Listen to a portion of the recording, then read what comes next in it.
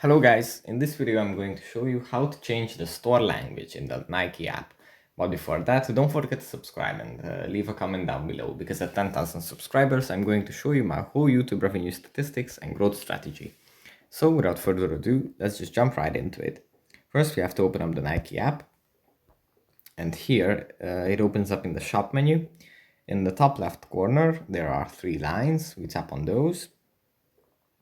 And here at the bottom of the list, there is settings. We tap on it. And here, right in the middle, there is store language. We tap on this. And here we can select the language we are using the app in.